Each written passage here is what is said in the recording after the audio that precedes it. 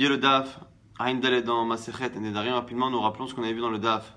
Aïn Gimel, on avait vu la fin de la question. Est-ce qu'un homme a l'obligation d'entendre le vœu pour annuler le vœu de sa femme? Veshama Isha, est-ce que lorsque la Torah dit que l'homme entend pour éventuellement annuler ou confirmer, est-ce que c'est une obligation? Ou c'est simplement le cas habituel qui est précisé dans la Torah? La Gemara avait enchaîné sur une seconde question qui, selon les Rishonim, nous permet de comprendre que la première question a été résolue, même si la Gemara ne le dit pas clairement. Donc, qui voudrait dire qu'à partir de maintenant, on sait qu'un homme n'a pas réellement besoin d'entendre.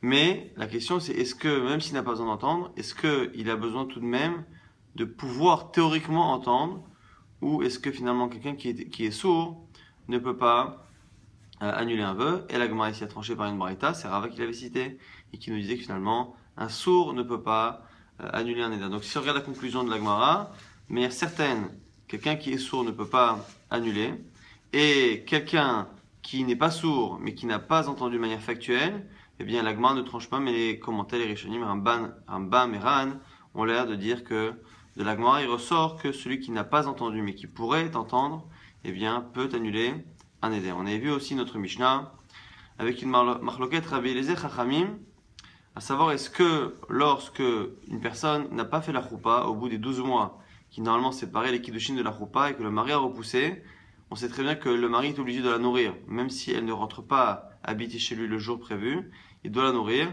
La marloquette Rabbi Eliezer Chachamim était est-ce que cette obligation qu'il avait de la nourrir entraînait une conséquence au niveau des nedarim ou pas? Selon Rabbi Eliezer, oui. Selon Chachamim, non. Et même sur la vie de Rabbi Eliezer, on avait deux visions. Première vision qui était celle de Rabat, qui avait l'air de dire, Rabat, que lorsque l'on disait que le fait qu'il soit obligé de la nourrir entraînait un changement au niveau des nedarim, mais pour lui c'était pareil au niveau de la trouma. S'il était Kohen, il peut lui donner à manger de la trouma. C'est-à-dire que selon Rabat, on a toutes les halachot qui sont liées à la choupa, donc le fait de donner de la trouma s'il est Kohen, le fait de pouvoir annuler ses vœux, tout ça qui sont dépendants finalement de l'obligation de la nourrir. À partir du moment où les chachamim ont dit qu'au bout de 12 mois révolus, il doit la nourrir quoi qu'il arrive, eh bien selon Rabat, eh bien Rabbi Eliezer penserait que toutes les halachot qui découlent de la choupa prennent effet à partir du moment où il doit la nourrir, même si la choupa n'a pas encore eu lieu. Ça, c'est la vision que Rabat a de Rabbi Eliezer.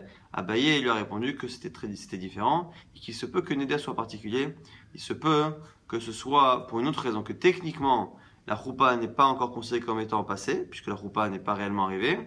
Qu'est-ce qui fait que le mari peut annuler sans le père? C'est parce que à partir du moment où c'est le mari qui la nourrit, on estime que la femme fait des narim avec l'intention que ça plaise à son mari. Donc finalement, son mari pourrait annuler le neder, non pas à midin afara, qu'il peut être méfer avec le père, comme on a vu en général pour une nara morassa, mais midin que la femme elle a fait un neder en espérant que ça plaise à son mari. Donc c'est comme s'il y avait une condition dans le neder, et c'est la raison pour laquelle il pourrait annuler. Certains vont dire que du coup il pourrait même annuler rétroactivement, puisque ici c'est le neder qui à la base fait qu'il est dépendant du mari. Nouvelle Mishnah, donc Ayin Dalet, Shomer et Yabam, une femme qui attend de faire Yiboum. Donc une femme qui était mariée, l'homme qui a perdu son mari sans lui donner d'enfant, eh bien elle attend qu'un des frères ou le frère eh bien lui fasse Yiboum ou la libère. Cette femme-là qui attend, elle s'appelle Shomer et Yabam. Ben le Yabam Echad, Ben Lishne Yibamin nous dit ici, premier avis, qu'elle est un frère ou qu'elle est deux ou plusieurs frères qui pourraient éventuellement devenir son mari, eh bien Rabbi Eliezer Omer y a fait. Chacun des frères peut annuler finalement ses nedarim, même s'il y en a plusieurs. Rabbi Yoshua Omer, Rabbi Yoshua dit, l'echad avalo lishnaim. Il dit moi je veux bien comprendre, lorsqu'il y a un seul frère, je peux comprendre que finalement, n'étant lié théoriquement qu'à un seul des frères, je peux comprendre qu'il puisse plus ou moins avoir le statut d'un mari et donc annuler. Mais imaginez qu'avec plusieurs frères, ça je ne suis pas d'accord. Rabbi Akiva Omer, Rabbi Akiva n'est pas d'accord du tout. L'echad velo lishnaim, Rabbi Akiva pense que ici le din de Yiboum, le fait d'attendre le frère pour éventuellement un mariage, eh bien ici ne ressemble en rien à un vrai mariage, donc il ne peut pas annuler. Donc finalement ici on a trois avis. On a Rabbi Yoshua et Rabbi Akiva que la Gemara comprendra assez facilement. Selon un, le fait d'attendre Yiboum c'est un mariage, selon l'autre ça ne l'est pas. Mais Rabbi Eliezer qui imagine même dans un cas où il y a plusieurs maris potentiels, c'est un peu délicat. En tout cas ici on va avoir une discussion entre Rabbi Eliezer justement et Rabbi Akiva. Rabbi Eliezer qui pense que ça marche avec même plusieurs beau-frère, et Rabbi Akiva qui pense que même avec un seul ça ne marche pas. Amar Rabbi Eliezer. Uma imisha shekana hu le'atzmo hu mefein nedaria. Fait un kalvachomer. Si déjà un homme qui épouse une femme de lui-même, donc c'est un acte humain, il donne des kiddushin, il épouse une femme, eh bien il peut annuler ses vœux. Isha sheknulo minash shamaim enodi shafer nedaria. Lorsque ce kinyan, cette acquisition de cette femme, n'a pas été faite par les mains de l'homme, mais par les mains d'Akadosh Baruch Hu, car lorsqu'une femme perd son mari et qu'il y a un frère qui reste, eh bien, ce frère-là se retrouve à, entre guillemets, acquérir cette femme-là, Minashamaim. Alors du coup, c'est ça le cas de Chomer. C'est si déjà une acquisition des kiddushin faits par l'homme permettent à l'homme d'annuler un éder, a fortiori ceux qui sont faits par Akadosh Baruch Hu. Alors Rabbi Akiva lui répond, ça ne marche pas comme raisonnement. Pourquoi?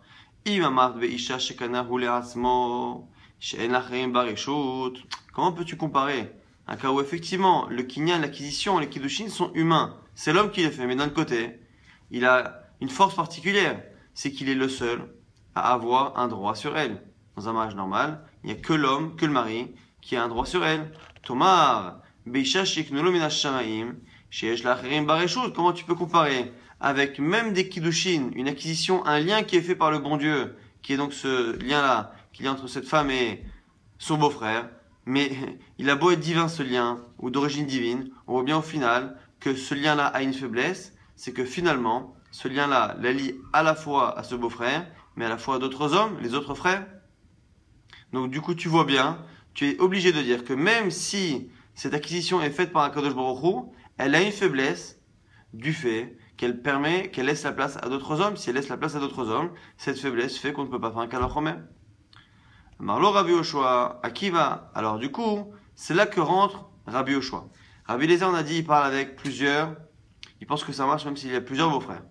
Rabbi Akiva, il pense que ça marche jamais. Donc, Rabbi Akiva objectait à Rabbi Eliezer en disant, mais attends, cette acquisition divine ne peut pas te rajouter quelque chose, puisque finalement, elle a une faiblesse et qu'elle donne le droit aux autres.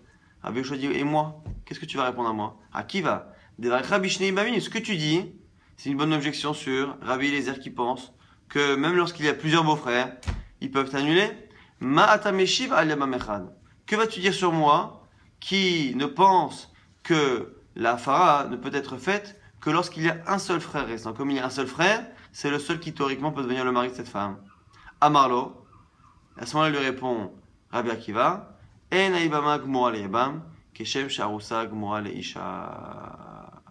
Il dit, écoute, moi je pense qu'une yebama, une femme qui est acquise, enfin qui est en tout cas réservée au beau-frère, eh bien, ça n'est pas le même kinyan qu'une arusa, ça n'est pas aussi fort que des kiddushin. Donc finalement, ici, nous dit la Mishnah, Rabbi Akiva finalement n'a répondu, n'a objecté à Rabbi Eliezer que selon sa logique.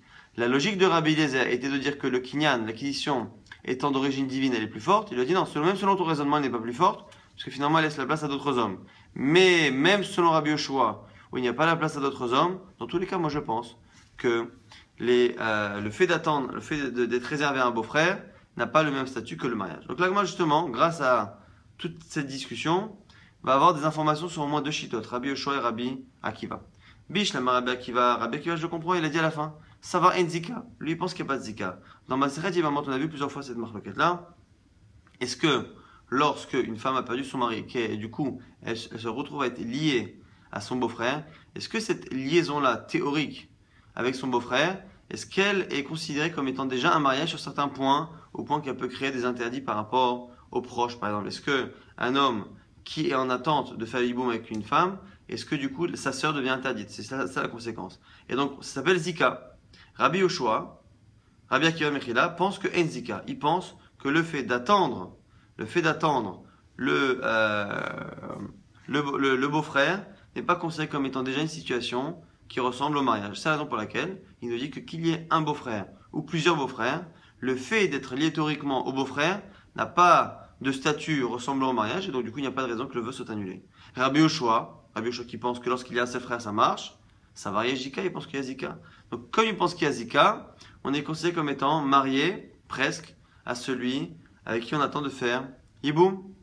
Et là Rabbi Eliezer, on n'arrive pas à le comprendre. Pourquoi? Maïtame, Zika en brera, même si on dit qu'il y a zika, même si on pense que la femme est liée comme avec un mariage à chaque homme, en tout cas la chouma, il y a un problème ici, c'est que en brera, c'est que nous on a un principe, c'est que des fois on a une logique de brera. Brera, c'est lorsque l'on a plusieurs personnes, plusieurs objets qui théoriquement peuvent avoir un statut. Est-ce que je peux me comporter avec l'un en disant que du coup c'est ce qui va déterminer que ce sera lui qui sera choisi dans le groupe. Là aussi pareil. Nagid que ici il y a plusieurs frères. Est-ce que l'on peut dire qu'un des frères annule et c'est celui qui va annuler qui du coup va devenir plus ou moins son mari et donc c'est ça qui va choisir celui qui marie. Donc rétroactivement on aura dit que finalement c'est son vrai mari qui a annulé.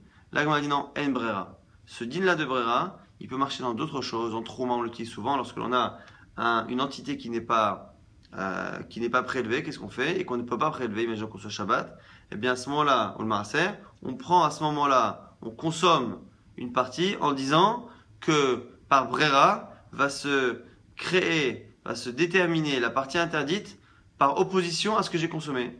En disant que ce que je consomme sera la partie autorisée et ce que je n'aurais pas consommé deviendra automatiquement la partie que j'aurais dû prélever, donc qui est interdite. Mais ici, dans Nedarim, on ne peut pas dire ça parce que En Brera, pourquoi est-ce que c'est marqué Isha Yikimenu ve Isha Yeferinu? C'est marqué dans la Torah qu'un Neder, il faut que ce soit son mari qui le confirme et il faut que ce soit son mari qui l'annule. Pourquoi on répète Isha pour dire qu'il faut que ce soit son mari de manière certaine et que donc on ne peut pas faire en sorte que quelqu'un l'annule sans qu'on sache encore que c'est son mari et que la suite nous détermine que ce soit son mari. Donc ce principe-là de Brera, de dire que l'on se comporte maintenant dans le doute et qu'on fait en sorte qu'après, dans le futur, les choses se clarifient par elles-mêmes, ce din de Brera là, même s'il existe par ailleurs, ne peut pas exister ici dans Nedarim. Donc du coup on a un problème. Rabbi Yoshua qui pense que lorsqu'il y a un seul beau-frère ça marche. Il pense qu'il y a Zika, il pense que le lien qu'il y a avec un beau-frère est considéré comme un lien de mariage, donc du coup il peut annuler les Nedarim. Selon Rabbi Akiva, en Zika, ça aussi on comprend. Mais selon Rabbi Eliezer, même s'il pense qu'il y a Zika, on ne peut pas choisir après coup quel est le frère qui sera le mari, donc du coup il y a un problème. Ce sera la question centrale du DAF, c'est quel est l'avis de Rabbi Eliezer qui pense que ça marche avec plusieurs beaux-frères. Amar Rabbi Ami, première proposition de Rabbi Ami, Kegon Sha'asaba Ma'amar. Ici, il y a eu plusieurs frères, mais le frère qui est en train d'annuler a fait un Ma'amar. Donc un Ma'amar, c'est le fait de faire comme des Kiddushin. Il vient et il fait des Kiddushin à cette femme-là. Même si normalement, techniquement, on n'a pas besoin de Kiddushin, eh bien des fois les Chachamim ont demandé à ce que l'on fasse un Ma'amar pour éviter à ce que cette femme-là soit au milieu comme ça de plusieurs frères sans qu'on sache exactement qui va l'épouser. On fait un Ma'amar. Mais sur la portée de ce Ma'amar, il y a plusieurs avis. Et est connu l'avis de Rabbi de Beth Shammai qu'on a vu dans Masechet Yebamot, qui dit que le Ma'amar, le fait que le mari donne finalement comme des Kiddushin, eh bien, ça fait finalement comme un mariage. En tout cas, c'est comme si ça validait le mariage. Pas complètement, mais ça a vraiment une chaloute très forte. Alors que selon les autres avis, très souvent on dit que ce Ma'amar-là n'a que la force Midarabanan d'empêcher les autres frères, les Khatrila, de faire quoi que ce soit, mais s'ils le font, ça ne change strictement rien, donc c'est assez léger comme force. En tout cas ici, Beth Shammai penserait que le Ma'amar, c'est connaît. Et Rabbi Eliezer ça va là, que Beth Shammai. Donc Rabbi Eliezer qui pense comme Beth Shammai, que Ma'amar connaît, qui est également que le Ma'amar, donc ce Kiddushin là, eh bien cette réservation qu'un des frères fait, eh bien ça fait une acquisition à 100% quasiment, en tout cas très très forte. Et du coup, on pourrait comprendre. Selon Rabbi Akiva, il n'y a pas de Zika, donc ça ne marche jamais. Selon Rabbi Yoshua, il y a une Zika. Selon Rabbi Eliezer, non seulement c'est pas qu'il y a Zika, c'est qu'il a fait un Ma'amar, c'est qu'il a rajouté quelque chose, il a réservé la femme à la place d'un de ses frères, et il pense, Rabbi Eliezer comme Beth Shammai, que cela fait un kinyan, une acquisition quasi totale, et cette acquisition quasi totale fait en sorte que le mari peut annuler, à ce moment-là, les vœux de la femme. Et Rabbi Yoshua Omer, Rabbi Yoshua te dira, Anemile, Bechadiabam aval bishni vamim, lo, mi kamide de chiate achui, asa ale bevia begita, ou mefer. Donc du coup, ici, Rabbi Yoshua pourquoi il serait pas d'accord? Parce qu'il dit, attends, lorsqu'il y a un frère, je veux bien, lorsqu'il y a deux, est-ce que c'est possible, finalement, que même si tu fais un ma'ama, même si tu bloques, on sait très bien que si un des frères a bloqué, il a fait un ma'ama, il a fait des kiddushin, eh bien il n'empêche que les frères peuvent encore venir et bloquer ce frère-là qui a fait le kiddushin. Ils peuvent aussi lui-même le bloquer en lui donnant en guette ou en faisant justement le hiboum avec cette femme-là. Ce qui veut dire que même selon Rabbi Eliezer, qui pensait comme Bet Shammai, que lorsqu'on donne un ma'ama, lorsqu'un des frères donne des kiddushin, la fille elle est plus ou moins bloquée, ça fait un kinyan, ça fait une acquisition, eh bien pourquoi selon Rabbi Yoshua, ça ne suffirait pas pour annuler le neder? C'est parce qu'il n'empêche que les frères ont encore eux aussi une possibilité de répondre à cela et eux-mêmes de bloquer ce frère-là qui a tenté de les bloquer. Et du coup, selon Rabbi Yoshua, à partir du moment où d'autres hommes, les frères, ont un pouvoir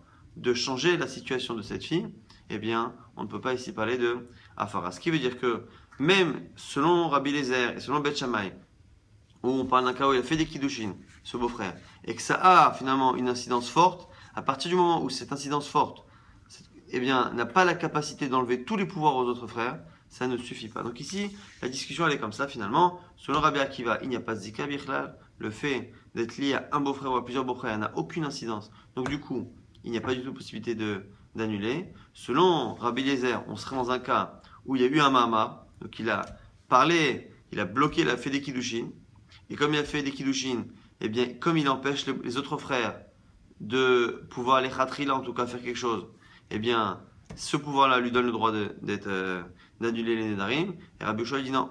À partir du moment où il empêche les frères de faire certaines choses, mais qu'il ne les empêche pas de faire tout, et que eux peuvent encore eux-mêmes le bloquer, et bien du coup, à ce moment-là, ça ne suffit pas, et il ne peut pas faire d'affaire Nédarim.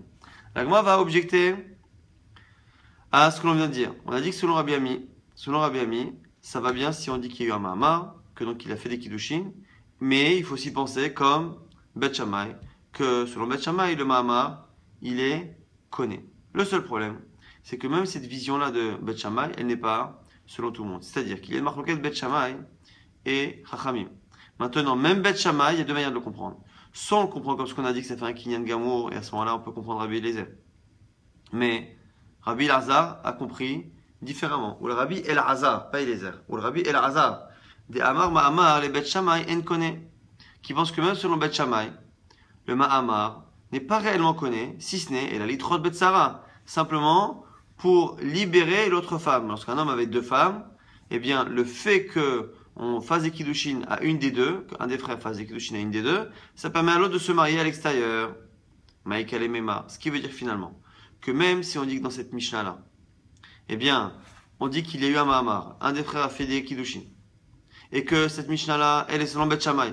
Mais le problème, c'est que même tout le monde n'est pas d'accord que ça marcherait. Parce que même s'il y a un Mahamar, même si c'est Bet Shammai, ça n'est que selon une certaine compréhension de Bet Shammai que ça marche. Selon Rabbi Elazar, du coup, Rabbi Elazar, qui est un Amora de la Gemara, selon Rabbi Elazar, eh bien, on ne trouve personne pour expliquer la Mishnah. Puisque cette Mishnah ne peut pas être Bet Hillel, elle ne peut pas être non plus selon Rabbi Elazar Bet Shammai. Pourquoi? Parce que selon lui, Bet Shammai, lorsqu'il dit que le Mahamar, les Kiddushin font quelque chose, c'est juste simplement pour libérer l'autre femme. Mais en rien, ça bloque les frères. Et donc en rien, ça peut donner la possibilité d'annuler les vœux.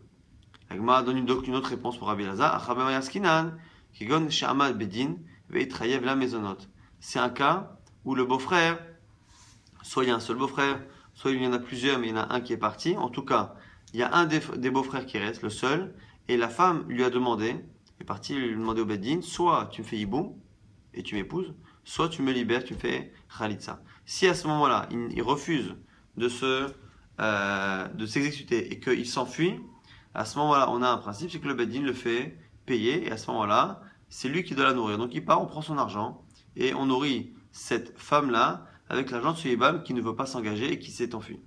Et à ce moment-là, on a dit que Rabbi Pinchas, Mishmei Rava de Amar, il a dit Kol hanoderet, Adad Ba'ala hinoderet, toute femme qui est nourrie par son mari, eh bien, elle fait un éder en fonction, justement, de ce que son mari voudrait. Et donc, du coup, ici, pourquoi le mari peut annuler, un peu comme ce qu'on a dit à la fin du DAF d'hier, pourquoi finalement ça marcherait? C'est parce que comme on est dans un cas où le Yabam doit la nourrir, eh bien, comme elle est nourrie par ce Yabam-là, eh bien, elle fait un éder en fonction justement de ce mari-là, en tout cas de ce mari potentiel qui la nourrit, et c'est la raison pour laquelle il peut annuler le neder. Donc finalement, on a 3 avis qu'on va répéter. Selon Rabbi Akiva, quel que soit le nombre de beaux-frères, ça ne marche pas. Aucun des beaux-frères ne peut annuler. C'est parce que lui pense que le lien entre un beau-frère et une belle-sœur est très léger, il n'y a pas zika. Selon Rabbi Oshua, il pense que ça marche lorsqu'il y a un seul frère. Pourquoi? Parce qu'il y a une zika, il y a un lien et ce lien est d'autant plus fort lorsqu'il y a un seul frère. Mais lorsqu'il y a plusieurs frères, même s'il y a un lien, on ne peut pas ici dans Nedarim faire un principe où il y a plusieurs hommes qui peuvent annuler un neder au choix, c'est pas possible. Donc selon Rabbi Oshua, que lorsqu'il y aura un seul frère, un seul yébam potentiel. L'avis de Rabbi Eliezer est le plus difficile à comprendre, c'est lui qui pense que non seulement lorsqu'il y a un frère, mais lorsqu'il y a plusieurs frères, chacun des frères, des beaux-frères, peut annuler le neder. Et là-dessus, on a 2 possibilités de comprendre. 2 possibilités. Soit on dit que la Mishnah, c'est dans un cas où il a fait, ce frère-là, un des frères a fait des kiddushin, et qu'on pense comme Bet Shammai, et comme certains comprennent Bet Shammai, comme Rabbi Ami a compris Bet Shammai, que selon Bet Shammai, lorsqu'on fait des kiddushin, ça fait un kinyan quasi à 100%, un kinyan total. Donc ce serait ça la compréhension de Rabbi Eliezer. Ou sinon, on n'est pas obligé de dire ça, parce que certains pensent que même selon Bet Shammai, ça ne marche pas comme ça. Donc certains vont dire non, c'est autre chose. C'est le beau-frère, c'est pas qu'il a fait des kiddushin, c'est le beau-frère a été emmené au Beddin par cette femme-là pour qu'il s'engage. Il s'est enfui. Comme il s'est enfui, il doit la nourrir. À partir du moment où il la nourrit, cette femme-là a fait des vœux en fonction de ce que ce fameux Yabam voudrait. Donc comme elle le fait en fonction de ce que ce Yabam, qui est plus ou moins son potentiel mari, qui la nourrit, eh bien voudrait, c'est la raison pour laquelle il peut annuler les Nedarim. Donc on a 2 réponses possibles pour comprendre encore une fois l'avis de Rabbi Eliezer. Justement, par rapport à Rabbi Eliezer, on a une objection. Par rapport à Rabbi Ami, on a dit première possibilité pour comprendre Rabbi Eliezer, c'est d'imaginer qu'il a fait des kiddushin. Donc il a fait un des frères, il y a plusieurs frères.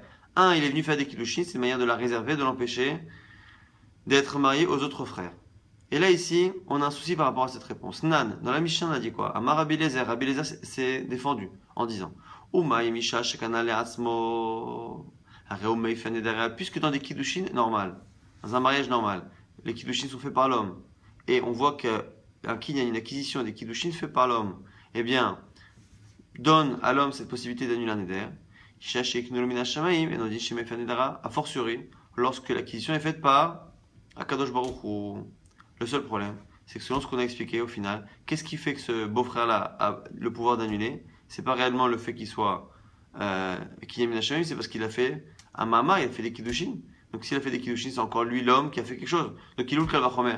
Le kalvachomer étant, puisque lorsque c'est l'homme qui fait l'action, il a un droit X, a fortiori lorsque c'est Akadosh Baruch Hu qui l'a fait, mais c'est pas Akadosh Baruch Hu, parce que c'est un mama. On a dit que selon Rabbi Ami, on peut comprendre la Mishnah que selon Bet Shammai, si on pense que Bet Shammai pense que lorsqu'on fait des kiddushin, ça a un pouvoir de faire un kinyan. Iba Saba Mamar, Kanale Asmo, si on dit que c'est un cas où c'est lui qui a fait des kiddushin, c'est encore lui qui a fait, donc du coup il n'y a pas de Kalvachomer. Kalvachomer dépend du fait qu'il y a un cas où c'est un kinyan de l'homme et l'autre c'est un kinyan d'Akadosh Baruch Hu. La Gemara dit Kanale Asmo Alide Shamaim. Il dit non, parce que c'est pas vrai. Le Mahamar n'a fait que rajouter sur un kinyan divin. C'est-à-dire qu'à la base, elle a été réservée Mina Shamaim. Elle a été réservée Mina Shamaim. Et lui, grâce à ce Mahamar, vient finalement rajouter quelque chose. Mais au final, ça reste un kinyan Mina Shamaim. Donc du coup, même si on pense qu'il a fait un Mahamar, au final, ce Mahamar-là a été aidé par au départ une réservation qui a été faite par Akadosh Baruch Hu. Et si déjà lorsque c'est l'homme qui fait tout le kinyan, eh bien l'homme a la possibilité après d'annuler les vœux, a fortiori lorsque cette acquisition a été aidée, a été initiée par Akadosh Baruch Hu. Nous du coup, on a finalement encore une fois 2 avis sur Rabbi Eliezer qui pense que ça marche même avec plusieurs beaux-frères. Est-ce que c'est selon la compréhension qu'on a de Bet Shammai que lorsqu'il a réservé, il a fait un Mahamar, un des frères, eh bien ça permet de faire presque une acquisition et donc du coup c'est pour ça qu'il peut annuler, ou parce que c'est un cas où il n'y a pas eu de Mahamar, simplement il a été dans l'obligation de la nourrir, et comme il était l'obligation de la nourrir, à ce moment-là, c'est la raison pour laquelle elle fait des vœux en fonction de son accord, et donc du coup c'est la raison pour laquelle il peut annuler un vœu. L'agma maintenant va essayer de résoudre une question. Tifshot Deba'e Rabba. Avec ce qu'on a dit, on pourrait éventuellement résoudre une question qui a été posée par Rabba. Ma'amar le Bet Shammai. Et Rossi Mosé, Onisui Mosé. On a une chéla par rapport à Bet Shammai. Bet Shammai, encore une fois, c'est celui qui pense que un Mahamar, ça fait un kinyan. Ça fait une acquisition, ça fait quelque chose. Maintenant, ce Mahamar-là, qui fait un kinyan presque, on va dire, comme des kiddushin, est-ce que l'acquisition que fait ce Mahamar, selon Beth Shammai, est-ce que ça ressemble à des kiddushin, quand on donne la bague, arrêt à Mikou d'échette, mais on a dit que dans ce cas-là, ça n'a pas toutes les incidences. On a dit que pour hériter de cette femme, pour un Kohen s'impurifier, pour la nourrir, eh bien, on ne va pas jusque-là. Ou est-ce que ça fait des Nisuin? Nisuin, c'est donc la choupa qui termine complètement le mariage. C'est une question qui est posée dans la Masechet Yevamot. Est-ce que finalement le Mahamar de Beth Shammai, qui selon Rabbi Ami pense que c'est Kinyan Gamour, est-ce que ce Kinyan Gamour c'est autant que des Kiddushin ou autant que des Kiddushin et des Nisuin? On va dire normalement, on devrait avoir la réponse. Tifshot, des Nisuin, on sait selon notre Gemara, on devrait résoudre que c'est finalement des Nisuim. Des Iyerosin, on sait. Hatnan Narameora Savia, Oba Alam Ifrinadera. On est obligé de dire qu'ici, a priori, c'est des Nisuin. Pourquoi? Parce que nous, on a dit depuis le départ quoi? Que dans la Mishnah, on a dit que lorsque on a un beau-frère, selon Rabbi Eliezer, il peut annuler son vœu. Comme il peut annuler son vœu, on a l'impression qu'il peut annuler tout seul. S'il annule tout seul, et que selon la Gemara, ça ne se comprend que parce qu'il a fait un Mahamar et selon Beth Shammai, puisqu'il a fait un Mahamar et que c'est selon Beth Shammai et qu'il annule tout seul, on est obligé de dire que ça fait comme des Nisuin. Pourquoi? Parce que si ce Mahamar faisait un Kinyan comme des Kiddushin, eh bien elle serait Meorasa, et si elle est Nahara Meorasa, eh bien il ne peut pas annuler tout seul, il aurait besoin du père. Puisque la Mishnah a l'air, en tout cas en apparence, de nous dire que c'est que le mari qui annule, si le mari annule seul, c'est que ce Mahamar-là, cette situation qu'il a, du fait qu'il est beau-frère, et qu'il a réservé cette femme-là, a l'air de lui donner un pouvoir de celui qui est nocé, de celui qui a épousé la femme et qui a fait la choupa, et non pas simplement du harous qu'il a fait les kiddushin. La Gemara repousse et dit non, tu n'as pas de preuve. Amar Nachman bar Yitzhak, ma yafer beshutafut. Tu n'es pas obligé de dire ici que dans la Mishnah, lorsqu'on dit que le mari, le beau-frère annule, on n'est pas obligé de dire qu'il annule tout seul. Le chidush, c'est Bichla qu'il annule. Selon Rabbi Akiva, il ne peut pas annuler du tout. Selon Rabbi Yeshua, lorsqu'il est seul, Rabbi Eliezer pense qu'il peut annuler, mais qui peut annuler avec qui?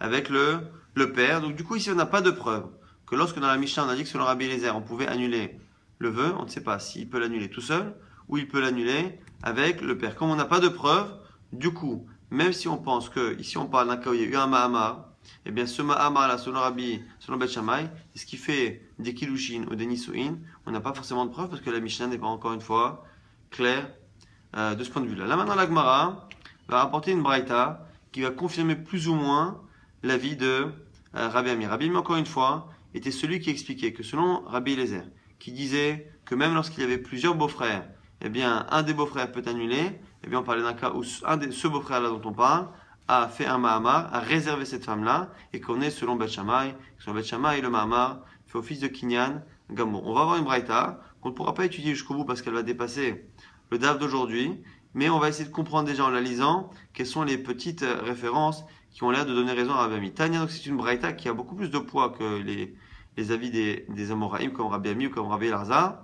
Tania Yamiachri, une braïta qui a l'air de confirmer Rabbi Ami. Qui est Rabbi Ami? Shomeret Yabam, une femme qui attend de faire Yiboum, qui a perdu son mari, qui attend le beau-frère. Ben et Bamechad, Ben Ishni, Ben Mikel est un ou plusieurs beaux-frères. Rabbi Eliezer Omer Yafer. Rabbi Eliezer pense qu'il peut annuler. Rabbi Yoshua Omer, Rabbi Yoshua dit les Chad le Shneim, pour un beau-frère, oui, mais pas lorsqu'il y en a deux ou plus. Rabbi Akiva Omer, Rabbi Akiva, c'est la vie qu'on connaît, encore une fois. Les Chad le Shneim, ni pour un ni pour deux. Amar Rabbi Eliezer. Rabbi Eliezer vient maintenant argumenter. Uma imisha shenochei legba ashelo tavol yirshuto mishebat yirshuto nigmeralo. Si déjà une femme qui n'est rien pour lui, donc une femme qui a roussa, eh bien il ne peut pas encore l'annuler tout jusqu'à ce qu'elle rentre, qu'elle soit mariée chez lui. Mishebat yirshuto nigmeralo. Une fois que elle arrive chez lui, eh bien c'est devenu sa femme. Isha shesh la chelek ad shelo tavol yirshuto. Mishebat yirshuto einodin shedigman lo. N'est-ce pas qu'une fois qu'elle rentre dans son domaine, ça va marcher. Donc ici, quel est le raisonnement? C'est pas le raisonnement qu'on avait habituellement dans la Mishnah de Rabbi Eliezer. C'est un autre raisonnement. On va comparer ici les Kiddushin à un Mahamar plus ou moins ici, même si c'est pas marqué réellement. C'est ça ici la référence au Mahamar. C'est-à-dire que si déjà un homme qui ne connaît pas une femme, lorsqu'il fait des Kiddushin avec elle, qu'il l'épouse, eh bien il prend une part dans ses Nedarim, eh bien a fortiori, lorsque on a une action qui est similaire, mais qui est faite à une femme qui est déjà liée à la base, c'est-à-dire une femme qui est déjà la belle-sœur, qui est en attente de recevoir le hiboum de son beau-frère, eh bien, lorsqu'elle vient dans son domaine, et ici, ça fait allusion à quoi? Ça fait allusion à Mahamar. Donc, on est obligé de dire plus ou moins qu'ici, Rabbi Eliezer, son argument, c'était Mahamar. Si déjà, une étrangère que j'épouse, je peux lui enlever ses vœux, a fortiori la belle-sœur qui est déjà liée à la base, que j'épouse en faisant un Mahamar, que je ramène dans mon domaine en faisant un Mahamar. Eh bien, du coup, il nous dit, Chitigmolo, n'est-ce pas que ça va faire en sorte que ça marche? Alors, Rabbi Akiva, c'est là que Rabbi Akiva lui répond, Lo, imamar beisha shkanahu le'atzmo, keshem she'eno chelek ba. Car en achrim chelek ba, la même réponse de Rabbi Akiva, c'est que autant lorsqu'on fait des kiddushin à une femme normale, étrangère, eh bien, le mari est seul à avoir un pouvoir dans les nedarim. Tomar beisha sheknulu min hashamaim, keshem she'eshla ima chelek, kach yeshachim chelek ba. Il dit, mais le problème c'est que dans ton cas que tu me cites, les autres hommes ont aussi un pouvoir sur elle, les autres frères, donc du coup ça ne marche pas. Alors Rabbi Yoshua à ce moment-là intervient, c'est comme ce qu'on a vu dans la Mishnah. Akiva dvarecha bishnei bamim. Ce que tu dis, ça marche pour deux ou plusieurs beaux-frères. Mata meshiva libamecha. Qu'est-ce que tu vas me dire pour moi qui ne parle que d'un seul frère? Amarlo. Et à ce moment-là, la réponse de Rabbi Akiva a l'air encore une fois de nous dire qu'il y avait un Mahamar selon Rabbi Eliezer. Il dit quoi? Klum chilaknu alabam echad ve'ashnei bamim. Il dit, moi je ne fais pas la différence entre un et deux beaux-frères. Ben Asama Mamar ou Ben Shelo Asama Mamar, et je ne fais pas non plus de différence entre le cas où il y a eu un Mamar et pas de Mahamar. Ce qui sous-entend que dans la discussion avec Rabbi Eliezer, on parlait justement de Mahamar. Et donc c'est quoi finalement la svaralogie de la fin? Okishar Dvarim Kenedarim. Et comme toutes les autres choses fonctionnent les Narim, finalement, qu'à partir du moment où au niveau des autres choses, eh bien il n'y a pas de lien de mariage, eh bien ce sera pareil pour les Nedarim. On conclut juste là-dessus. Mais la Shonazé Amar Ben Azaï, une fois qu'on a entendu la réponse de Rabbi Akiva, Ben Azaï a dit Haval Alecha Ben Azaï, en parlant de lui-même. Dommage pour toi Ben Azaï, Shelosh Shimash Tet Rabbi Akiva, que tu n'as pas eu le srout d'étudier de près avec Rabbi Akiva, de profiter de ça. Qu'est-ce que l'on voit finalement de cette Braïta? On voit finalement que l'on parle à un moment donné du fait que selon Rabbi Eliezer, alors que Rabbi Eliezer argumente, il dit mais attends, cette femme-là qui est déjà acquise, non seulement elle est acquise à la base Mina Shamaim, mais en plus, je fais quelque chose qui la ramène chez moi. C'est quoi? Forcément que c'est un Mahamar. Et en plus, on voit dans la réponse finale de Rabbi Akiva, Rabbi Akiva dit non, vous n'avez pas compris. Ce que j'ai répondu à Rabbi Eliezer, c'est par rapport à lui que j'ai répondu. Mais moi, réellement, ça ne me fait ni chaud ni froid. Un beau-frère ou plusieurs beaux-frères, ça ne change rien. Qu'il y ait Mahamar ou pas, ça ne change rien. S'il a dit qu'il y ait Mahamar ou qu'il n'y ait pas Mahamar, cela sous-entend que dans la discussion avec Rabbi Eliezer, on parlait justement qu'il y a un Mahamar. On parlait justement qu'il y avait deux beaux-frères. Et c'est là-dessus qu'a répondu Rabbi Akiva. Oui, j'ai discuté avec Rabbi Eliezer par rapport à lui, par rapport à ce qu'il pense. Mais moi, finalement, avec deux ou avec un beau-frère, c'est pareil. Avec Mahamar, comme j'ai discuté avec lui, ou sans Mahamar, c'est pareil. Donc, on va essayer de résumer ce DAF, qui est un peu plus, on va dire, un peu plus chargé que les autres, un peu plus compliqué que les autres dapim de Narim. On est reparti un peu dans Masechet, Ibamot. On a vu une marloquette. On va essayer de résumer au moins les avis clairs. Marloquette par rapport à un cas où une femme a perdu son mari Loalén ou son enfant et qu'elle attend de faire Yiboum avec un frère ou avec un des beaux-frères. Est-ce que ce beau-frère-là peut annuler les vœux? Selon Rabbi Akiva, jamais. Un beau-frère, plusieurs beaux-frères, ça ne marchera pas. Selon Rabbi Yoshua, ça ne marchera que s'il y a un seul frère. Parce que comme il y a un seul frère, il y a une zika. Ce lien-là entre le beau-frère et la femme est un lien qui ressemble finalement au lien du mariage. Et du coup, lorsqu'il y a un seul beau-frère, ça marche. Lorsqu'il y a plusieurs, le pouvoir de chacun empêche l'autre de pouvoir faire quoi que ce soit. La vie qui est compliquée à comprendre, c'est Rabbi Eliezer.